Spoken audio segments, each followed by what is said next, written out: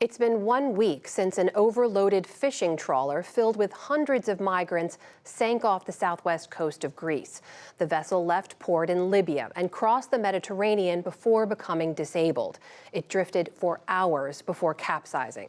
The anger, grief, and political fallout continue. Hundreds remain unaccounted for. Special correspondent Malcolm Brabant has spent years reporting on these desperate journeys, and he sent us this update. This video from a European Border Force patrol plane shows the fishing boat drifting before it capsized and sank. Around 600 are still missing and feared drowned, among them women and children trapped below decks.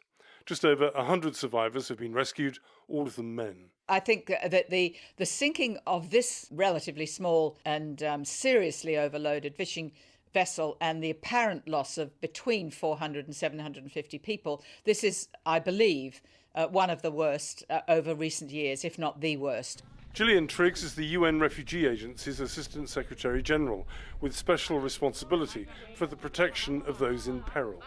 She says the death rate among those trying to reach Europe is rising. We are concerned that people are even more desperate now. They will take these voyages knowing full well what the risks are. When we ask people who've survived these shipwrecks, they will all say that they're well aware of the risks, but they are so desperate that this is what they'll choose to do, including with their families. The Greek authorities say they'll continue a search for bodies as long as is necessary, but there's no hope of finding anyone alive. Survivors are recovering in a refugee camp near Athens. Adil Hussain, originally from Pakistan, is looking for a friend of his brother, who is also on the boat. I don't know where my brother is. I don't know, missing.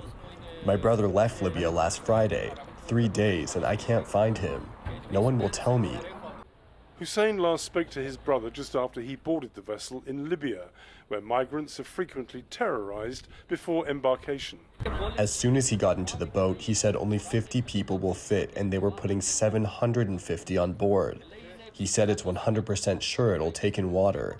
I told him to get off, don't go, and he said the mafia won't let us. They have guns, they have knives, they were forcing people in. Many of the victims came from Pakistan. The family of 25-year-old Shehryar Sultan said he was tricked into believing the trip to Europe would take 2 to 3 days. We just heard the news recently, about 2 or 3 hours ago, that it had been confirmed that the dead body of the Sultan's companion has been found. 9 Egyptian men plucked from the water have been charged in connection with the shipwreck and are in pre-trial custody. The traffickers charged $4,500 per passenger and stood to make over $3 million. The suspects all deny wrongdoing. Where does the fault lie? Is it the smugglers or is there culpability elsewhere?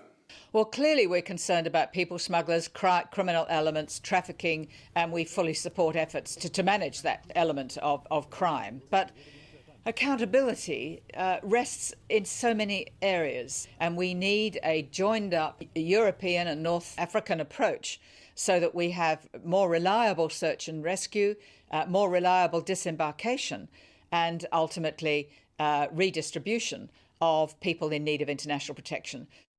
Greece is facing a barrage of criticism. Its Coast Guard was alerted to the stricken vessel 15 hours before it went down. This picture was taken from a Coast Guard cutter. Greece has denied claims that the fishing boat capsized during an attempted tow. The disaster has appalled Craig Spencer, an emergency doctor from Rhode Island. Spencer spent 6 months in the Mediterranean on board the Aquarius rescue ship, where safety of migrants in distress was paramount. I don't think any of us can imagine what it's like getting your small child and putting them on a boat in the middle of the night without food, without water, on an unseaworthy vessel, but that being your only option, and to be confronted by a Coast Guard that is responsible under international and national maritime law to save lives at sea. It's truly unbelievable. Greece is under fire because of its hardline anti-migrant policy, including proven cases of so-called pushbacks, where rescued refugees have been taken back out to sea. In stark comparison to the Italians, who honour their obligations under international law. As far as you can tell, is this a consequence of Greece's well-documented pushback policy? I can't give you a definitive answer to that until we see the results of the investigation. But what I can say is that countries on the front line, some of them in particular, have not accepted their responsibility for search and rescue. They have pushed back both at land frontiers and at sea borders. The European Union has pledged more than $15 billion to bolster its migration policy. Much of Europe is exasperated by the never-ending flow of migrants. But despite the risks, they keep on coming. For the PBS NewsHour, I'm Malcolm Brabant.